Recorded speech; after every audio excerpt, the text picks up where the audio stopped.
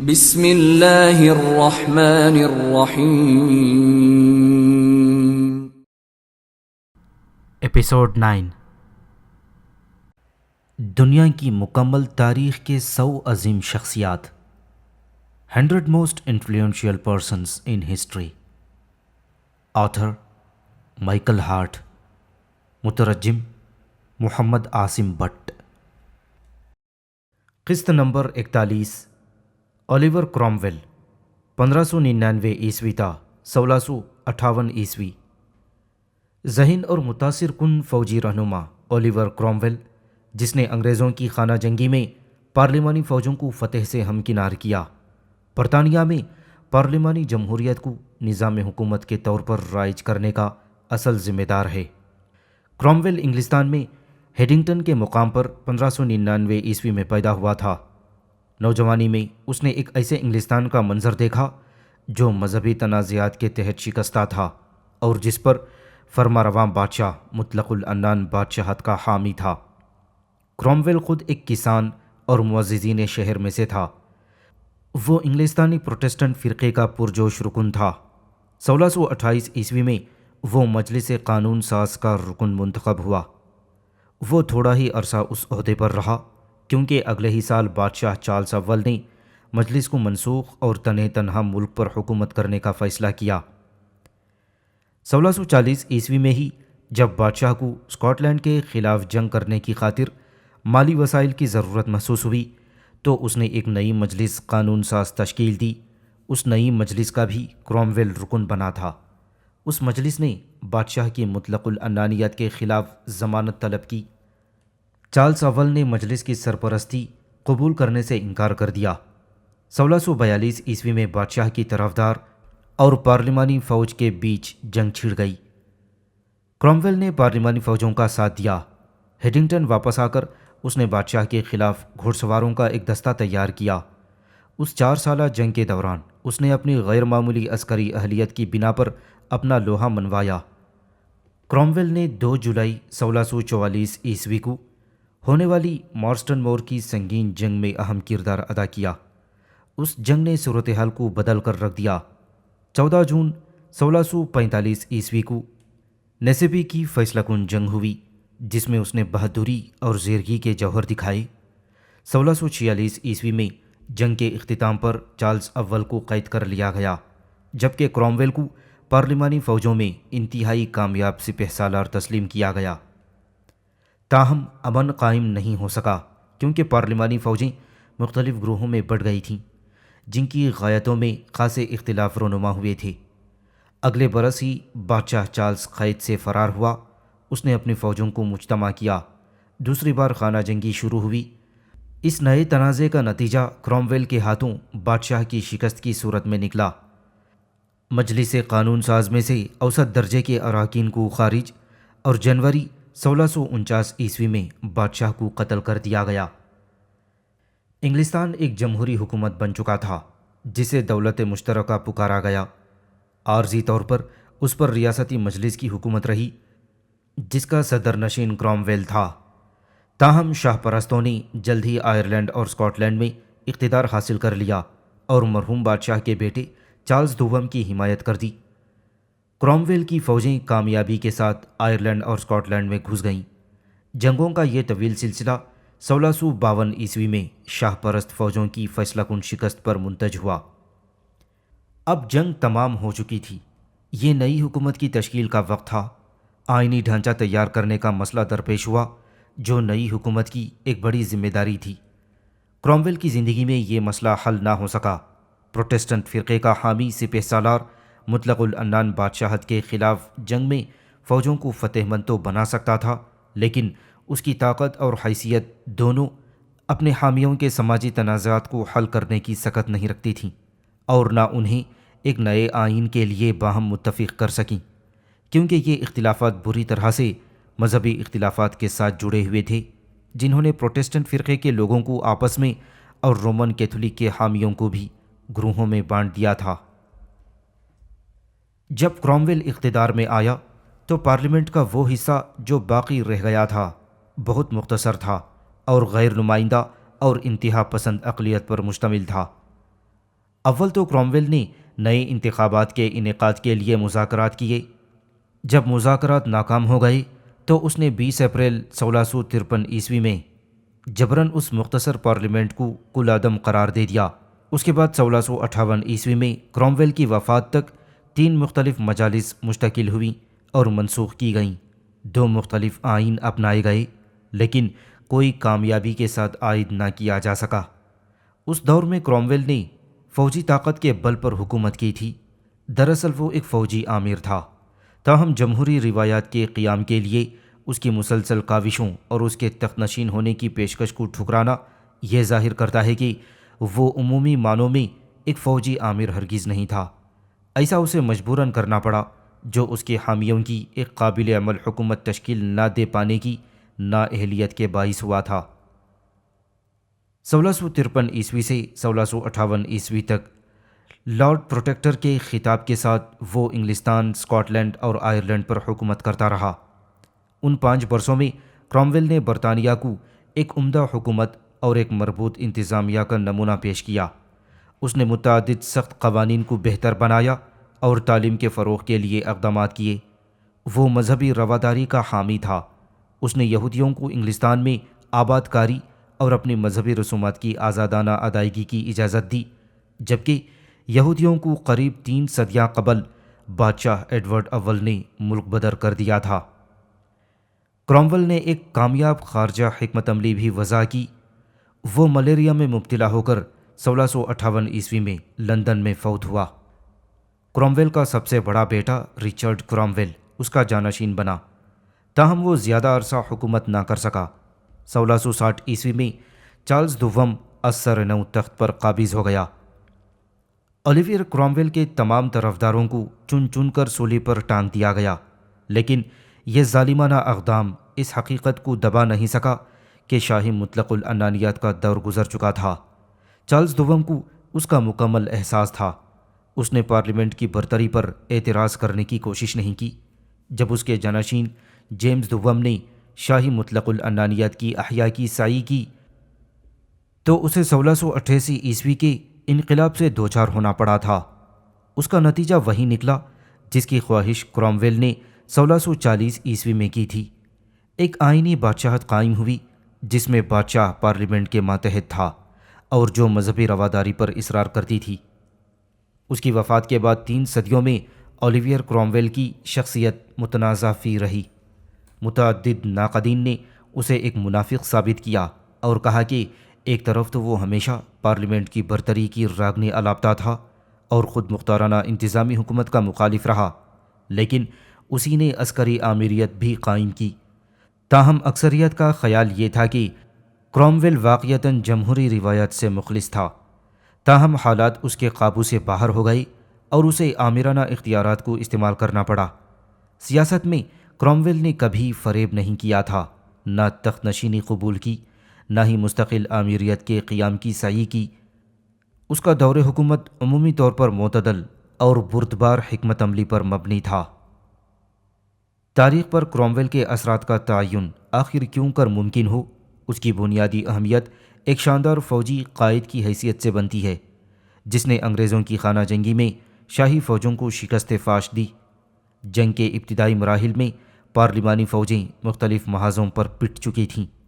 Cromwell کے منظر پر آنے سے بیشتر ایسا ممکن دکھائی دیتا تھا کہ اس کے بغیر حتمی فتح ممکن نہیں ہوگی۔ کرومویل کی فتوحات کا نتیجہ تھا کہ انگلستان میں جمہوری حکومت قائم ہوئی اور مضبوط بنیادوں پر استوار ہوئی۔ یہ عام نوعیت کا واقعہ نہیں تھا کہ جو کیسے ہی حالات میں رونما ہو جاتا۔ 17ویں صدی میں یورپ کا بیشتر حصہ عظیم شاہی مطلق العنانیت کی جانب بڑھ رہا تھا۔ انگلستان میں جمہوریت کی فتح ایسا واقعہ تھا جس نے تمام بہاؤ کا رخ ہی بدل کر رکھ دیا۔ بعد کے سالوں میں فرانسیسی خیرد افروزی کے عمل میں انگریزوں کی جمہوریت کے واقعے نے بنیادی کردار ادا کیا۔ مغربی یورپ میں جمہوری حکومتوں کے قیام میں بھی اس کے کردار کو نظر انداز نہیں کیا جا سکتا۔ انگلستان میں جمہوری قوتوں کی طاقت نے امریکہ اور سابق برطانوی کالونیز جیسے کینیڈا اور آسٹریلیا میں جمہوریت کی استوار میں جیسے کینیڈا اور آسٹریلیا میں جمہوریت کی استواری میں اہم کردار ادا کیا۔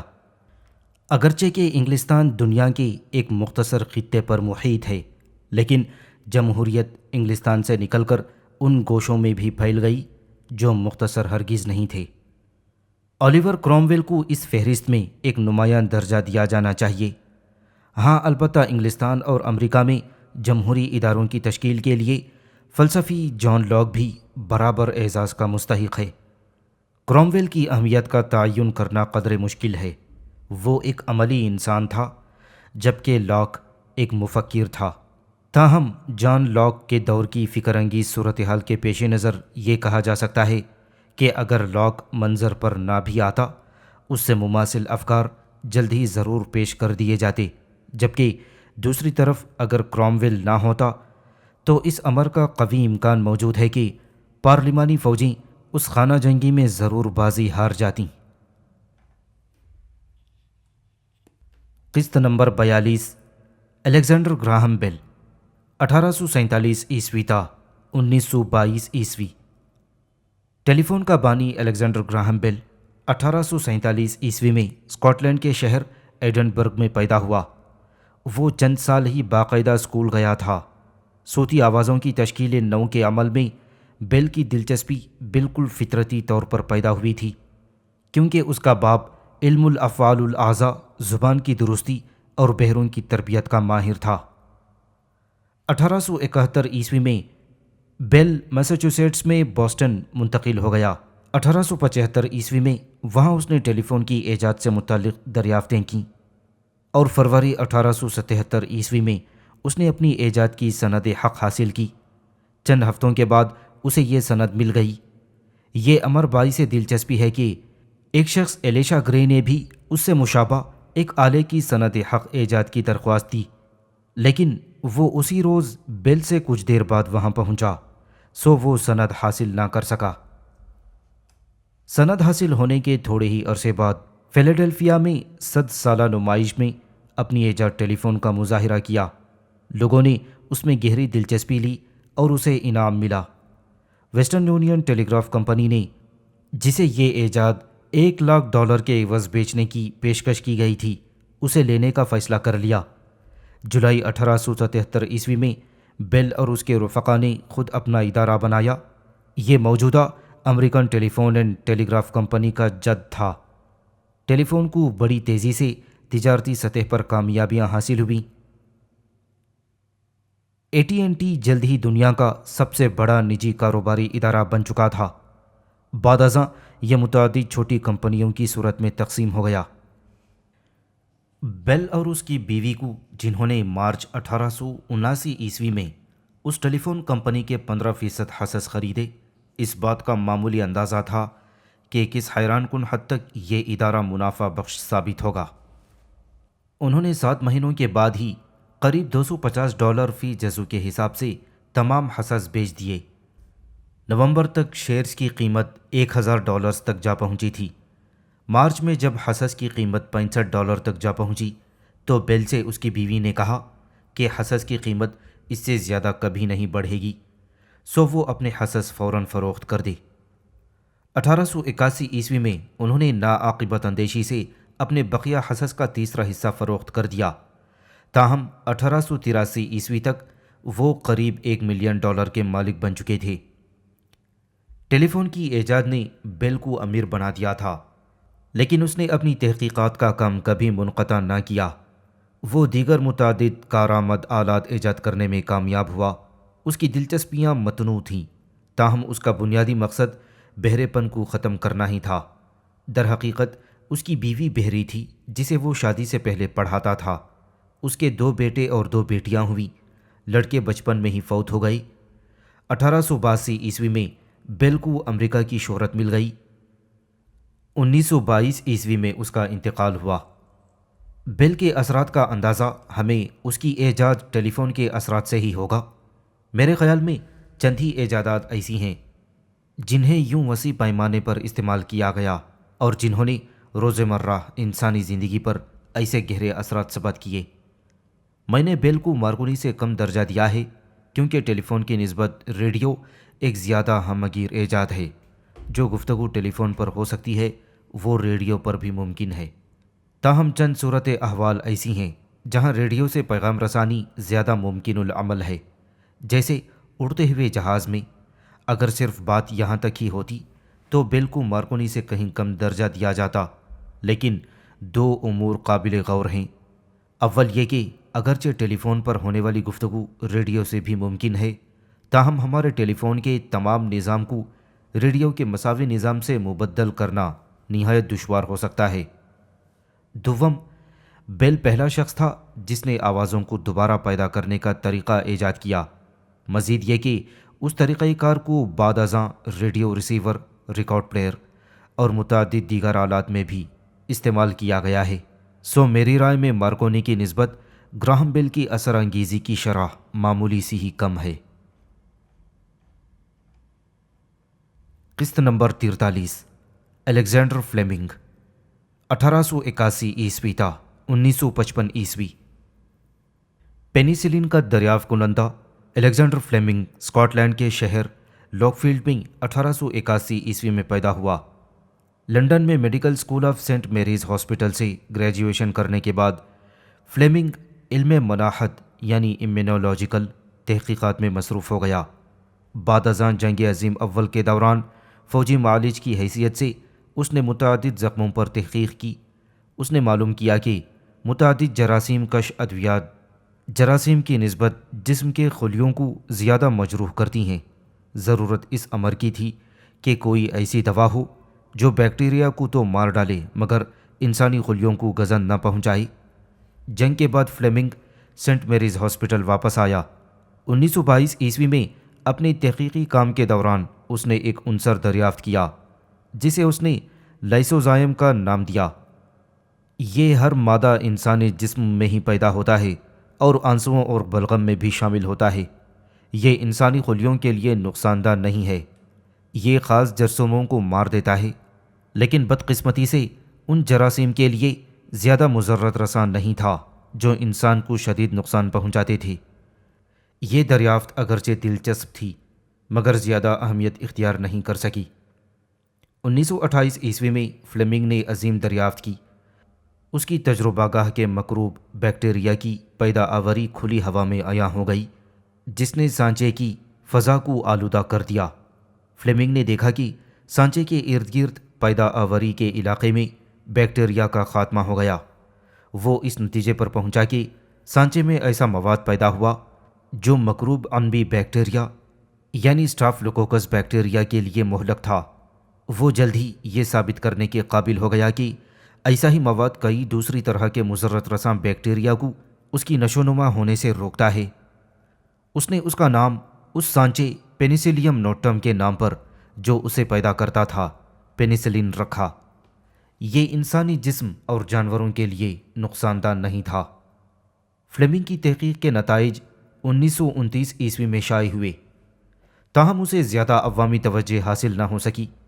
فلیمنگ کا خیال تھا کہ پینیسلین کو طبی مقاصد کے لیے استعمال کیا جا سکتا ہے، تاہم وہ خود پینیسلین کو صاف کرنے کا طریقہ کار دریافت نہیں کر سکا۔ نتیجتاً اگلے 10 برس یہ شاندار دوا زیر استعمال نہ آ سکی۔ آخر 1930 عیسوی میں دو طبی محققین ہاورڈ والٹر فلورے اور ارنسٹ بورس چین نے فلیمنگ کا مضمون پڑھا۔ انہوں نے اس کی تحقیقات کی بنیاد پر کام شروع کیا اور اس کے نتائج کی توثیق کی۔ انہوں نے پینیسلین کو متحر کیا اور اسے تجربہ گاہ کے جانوروں پر آزمایا۔ 1941 عیسوی میں انہوں نے اسے چند مریضوں پر آزمایا۔ اس تجربے سے واضح طور پر ثابت ہو گیا کہ یہ نئی دوا انتہائی زود و اثر ہے۔ برطانوی اور امریکی حکومتوں کی ہلہ شیری کے بعد دوا ساز اداروں نے اس پر کام شروع کیا اور جلد ہی بڑی مقدار میں پینیسلین تیار کرنے کا طریقہ دریافت کر لیا۔ پہل پینیسلین کو فقط جنگی زخمیوں کے لیے ہی محدود رکھا گیا، تاہم 1944 عیسوی تک یہ امریکہ اور برطانیہ میں عام مریضوں کے لیے بھی استعمال ہونے لگی۔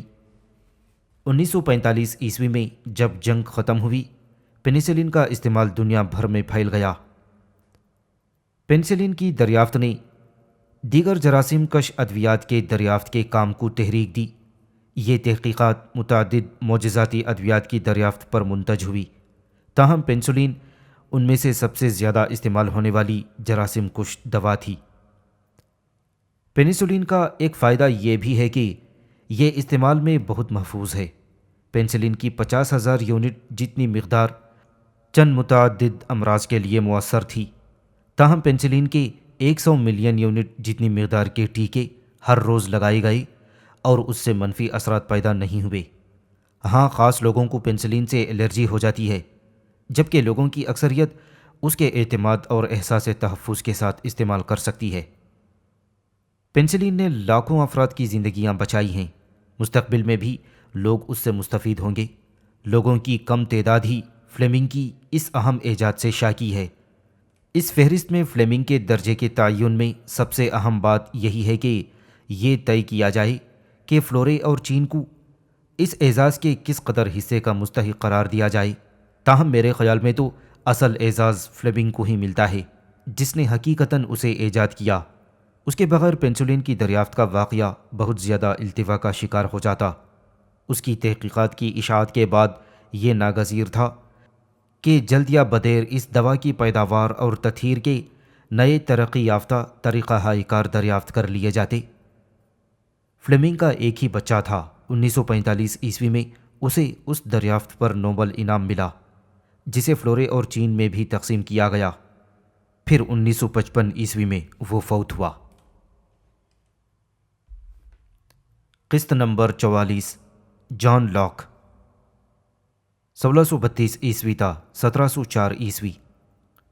معروف انگریز فلسفی جان لاک پہلا مصنف تھا جس نے آئینی جمہوریت کے بنیادی تصورات کو ایک مربوط صورت میں یکجا کیا۔ اس کے نظریات نے امریکہ کے بانیان کو شدت سے متاثر کیا۔ فرانسیسی خرد افروزی کے دور کے متعدد ممتاز فلاسفہ بھی اس کے اثرات بے پایان تھے۔ لاک انگلستان کے شہر ریڈنگٹن میں 1632 عیسوی میں پیدا ہوا۔ اس نے آکسفورڈ یونیورسٹی سے تعلیم حاصل کی، جہاں 1656 عیسوی میں اسے گریجویشن کی سند ملی اور 1658 میں MA کی۔ نوجوانی میں اسے سائنس میں دلچسپی پیدا ہوئی۔ 36 برس کی عمر میں وہ رائل سوسائٹی کا رکن منتخب ہوا۔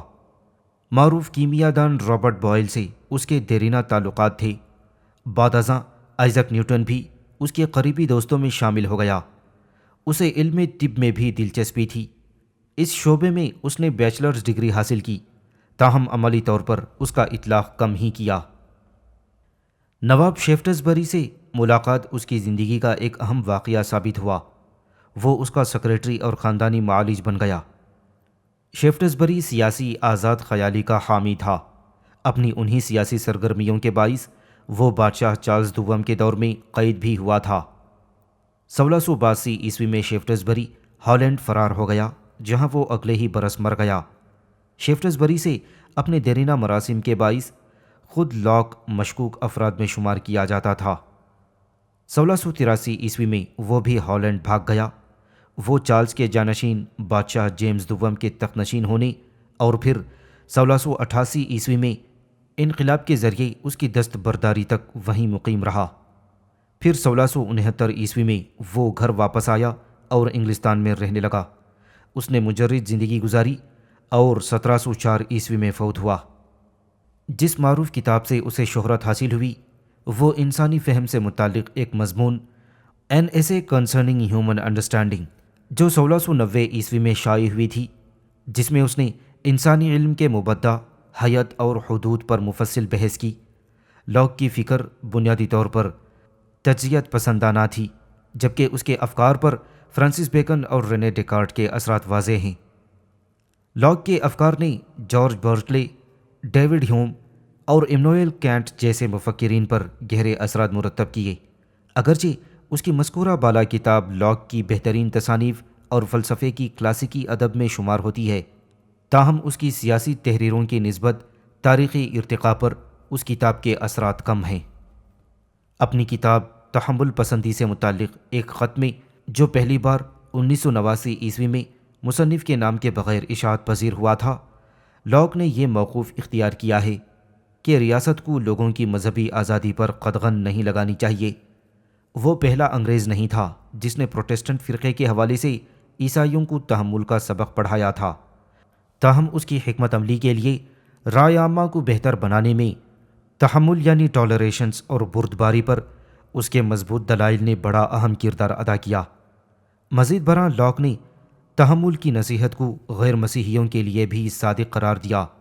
نہ بت پرستوں، نہ مسلمانوں، نہ یہودیوں کو ہی ان کے مذہبی اعتقادات کی بنیاد پر دولت مشترکہ میں شہری حقوق سے محروم کرنا جائز ہے۔ لاک کا خیال تھا کہ تحمل و برداشت کی یہ پابندی کیتھولک فرقے پر عائد نہ کی جائے، کیونکہ اس کے خیال میں وہ ایک بیرونی حاکم کی اطاعت کرتے ہیں۔ آج کے معیارات کے حوالے سے وہ خود تنگ نظر ثابت ہوتا ہے، لیکن اس دور کے مروجہ نظریات کے تناظر میں اس کی بات باجواز معلوم ہوتی ہے۔ دراصل مذہبی رواداری کے حق میں اس کے پیش کردہ خیالات اس کے قارئین کے لیے قابل قبول تھے۔ آج لاک کی مہربانی سے مذہبی برداشت کی روایت ان فرقوں میں بھی پھیل رہی ہے جنہیں اس نے اس حوالے سے خارج کیا تھا۔ لاک کی ایک نہایت اہم تحریر حکومت پر 2 مقالے 1690 عیسوی میں شائع ہوئی، جس میں اس نے آزاد آئینی جمہوریت کے بنیادی تصورات پر بحث کی ہے۔ تمام انگریزی بولنے والی یورپی اقوام کے سیاسی افکار پر اس کتاب کا اثر بے پایاں ہے۔ لاک کا حتمی خیال تھا کہ ہر انسان قومی حقوق کا حامل ہے، اور یہ کہ یہ صرف زندہ رہنے کے حق پر ہی مبنی نہیں ہے، بلکہ ذاتی جائیداد اور آزادی کے حقوق بھی اس میں شامل ہوں گے۔ اور لاک نے واضح کیا ہے کہ حکومت کا بنیادی مقصد اپنی عوام اور ان کی جائیداد کا تحفظ ہے۔ اس نظریے کو عموماً ان لفظوں میں دہرایا جاتا ہے: night watchman theory of government. بادشاہوں کے الہامی حقوق کو رد کرتے ہوئے لاک نے کہا کہ حکومتوں کی پائیداری کا انحصار فقط اپنی عوام کی رائے ہے۔ معاشرے میں انسان کی آزادی کسی دوسری قانونی طاقت کے زیر تحت نہیں ہے، بلکہ اس طاقت کے جسے دولت مشترکہ میں عوامی منشا سے قائم کیا جائے۔ لاک نے عمرانی معاہدے کے تصورات پر بے حد اصرار کیا ہے۔ یہ تصور ایک حد تک گزشتہ انگریز فلسفی تھامس ہابس کی تحریروں سے اخذ کیا گیا تھا، لیکن ہابس نے تو عمرانی معاہدے کے تصور کو مطلق العنانیت کو بنیاد فراہم کرنے کے لیے استعمال کیا تھا۔ لاک کے خیال میں خود عمرانی معاہدہ قابل تردید ہے۔ جب قانون ساز جائیداد کو لوگوں سے چھیننے اور تباہ کرنے یا انہیں استبدادی طاقت کے ذریعے غلام بنانے کی سعی کی، تو انہوں نے خود کو لوگوں سے ایک جنگ میں مبتلا پایا جن سے آپ مزید اطاعت کا مطالبہ کرنے کے مجاز نہیں رہے۔ ان سب نے مشترکہ طور پر پناہ حاصل کی جو خدا نے انہیں جبر اور تشدد کے خلاف مرحمت کی ہے، اور یہ کہ لوگوں میں ان قوانین کو ختم یا تبدیل کرنے کی اعلیٰ طاقت بیدار ہو جاتی ہے جب وہ قانونی بندش ان کے اعتماد کو ٹھیس پہنچاتی ہے۔ انقلاب کے حق پر لاک کے اصرار نے تھامس جیفرسن اور دیگر امریکی انقلاب پرستوں پر گہرے اثرات مرتسم کیے۔ لاک اختیارات کی تقسیم کے اصول پر یقین رکھتا تھا، تاہم اس نے محسوس کیا کہ ایک قانون ساز کو عام انتظامی افسر سے بلند ہونا چاہیے، اور اسی طور عدالت کو بھی، جو اس کے خیال میں انتظامی شعبے ہی کی شاخ ہے۔ قانون کی برتری کے معتقد کی حیثیت سے لاک نے باصرار عدالتوں کے اس حق کی مخالفت کی کہ وہ کسی بھی قانونی اقدام کو غیر آئینی قرار دے سکتی ہے۔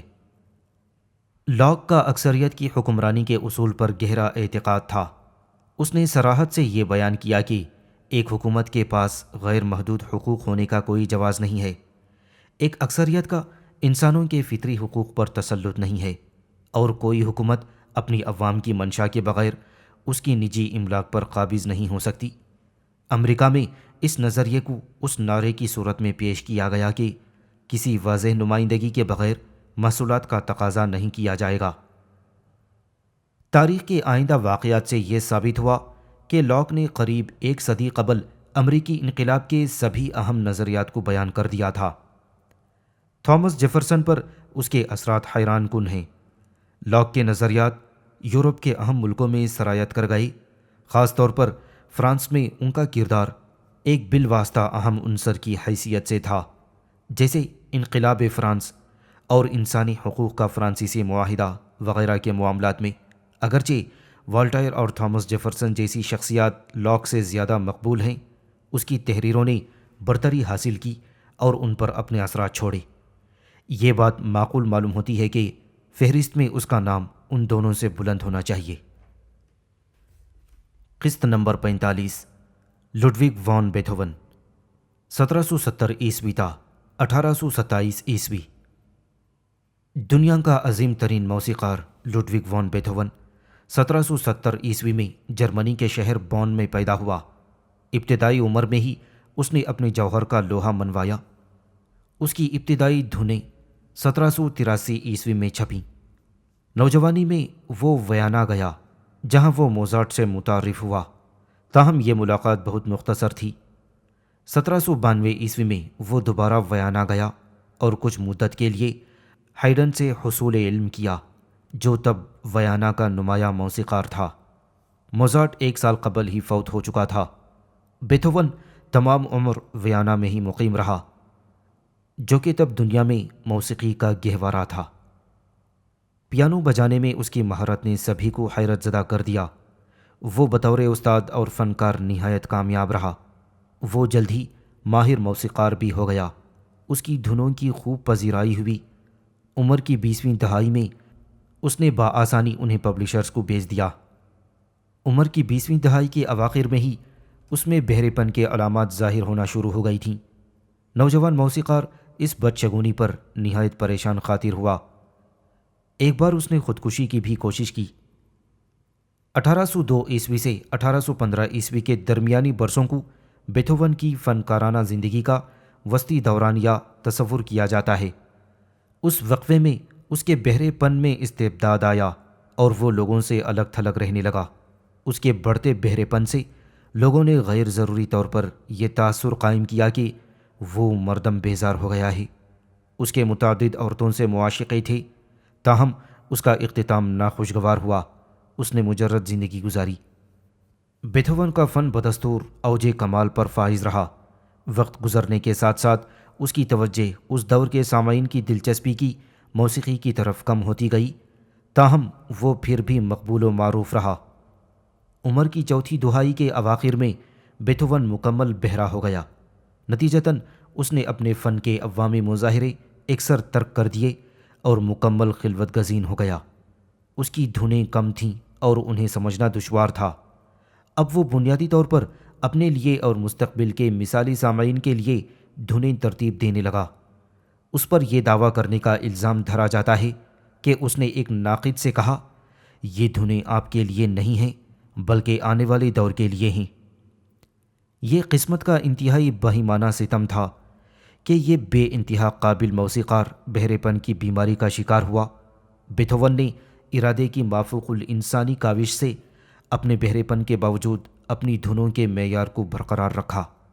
یہ بات معجزاتی اور غیر معمولی معلوم ہوتی ہے، لیکن سچائی کسی افسانے سے زیادہ عجیب ہے۔ در حقیقت مکمل بہرے پن کے برسوں میں بیتھوون نے اپنی سابقہ دھنوں سے کہیں زیادہ معیاری دھنیں ترتیب دیں۔ عمر کے آخری برسوں میں اس نے جو دھنیں بنائیں وہ اس کے عظیم ترین شہپاروں میں شمار ہوتی ہیں۔ وہ 57 برس کی عمر میں 1827 عیسوی میں ویانا میں فوت ہوا۔ بیتھوون کے جملہ فن پاروں میں 9 سمفنیز، 32 پیانو اور سوناٹاز کے 5 پیانوں پر مزامیری نغمے یعنی کنسرٹو پیانو اور وائلن کی سنگت میں 10 سوناٹاز، تار کے سازوں پر بجے شاندار چوراگوں یعنی کورٹیٹس کا مجموعہ، ناطق موسیقی، تھیٹر کی موسیقی اور بہت کچھ شامل ہے۔ تعداد سے کہیں زیادہ اہم ان فنکاروں کا معیار ہے، ان فن پاروں کا معیار ہے۔ اس کی دھنوں میں جذبات کی شدت اور فن کی پختگی کا گراں قدر امتزاج موجود ہے۔ بیتھوون نے ثابت کیا کہ آلات موسیقی کو کسی اعتبار سے بھی فن کی ایک ثانوی حیثیت نہیں دی جا سکتی۔ اس کی اپنی دھنوں سے اس نوع کی موسیقی کو بام کمال پر پہنچا۔ بیتھوون اعلیٰ درجے کا موسیقار تھا۔ اس کے متعارف کردہ متعدد تبدیلیاں لازوال اثرات کی حامی تھیں۔ اس نے سازندے کا حجم بڑھایا، اس نے سمفنی کی طوالت بڑھائی اور اس کے دائرۂ کار کو پھیلایا۔ پیانو کے بے شمار امکانات کو ظاہر کر کے اسے صف اول کے سازوں میں شمار کر دیا۔ اور بیتھوون نے کلاسیکی موسیقی سے رومانی احساس کی موسیقی میں کمال پیدا کیا۔ بیتھوون کے اثرات بعد کے متعدد موسیقاروں پر بہت نمایاں ہیں، ان میں مختلف انواع انداز والے لوگ شامل ہیں۔ اب یہ امر واضح ہے کہ اس فہرست میں بیتھوون کو کسی بھی دوسرے موسیقار سے پہلے شمار کیا جانا چاہیے، اگرچہ کہ جوہن سیبسٹائن کی دھنوں کو باخ کے قریب تر ہونے پر مطمول کیا جاتا ہے، لیکن بیتھوون کی دھنوں کو باخ کی نسبت کہیں زیادہ رغبت اور زیادہ تعداد میں سنا جاتا ہے۔ مزید یہ کہ وہ متعدد اختراعات جو بیتھوون نے موسیقی میں متعارف کروائیں، باخ کی دھنوں کی نسبت آئندہ زمانوں کی موسیقی پر کہیں زیادہ شدت سے اثر انداز ہوئی ہیں۔ عمومی طور پر سیاسی اور اخلاقی تصورات کو موسیقی کی نسبت الفاظ میں بیان کرنا زیادہ سہل اور قابل فہم ہے۔ ادب موسیقی کی نسبت کہیں زیادہ مؤثر وسیلہ اظہار فن ہے۔ یہی وجہ ہے کہ موسیقی کی تاریخ میں ایک نمایاں ہستی ہونے کے باوجود بیتھوون کو شیکسپیئر سے کم درجہ دیا گیا ہے۔ مائیکل اینجلو سے بیتھوون کے موازنے میں مجھے اس حقیقت نے متاثر کیا کہ بیشتر لوگ تصویریں یا سنگ تراشی کے نمونے دیکھنے کی نسبت موسیقی سننے میں زیادہ وقت صرف کرتے ہیں۔ اس بنا پر یہ میرا خیال ہے کہ موسیقار اپنے برابر کے قابل مصوروں یا سنگ تراشوں کی نسبت زیادہ مؤثر ہوتے ہیں۔ سو بیتھوون کو میں نے شیکسپیئر اور مائیکل اینجلو کے مابین ایک درجہ دیا ہے۔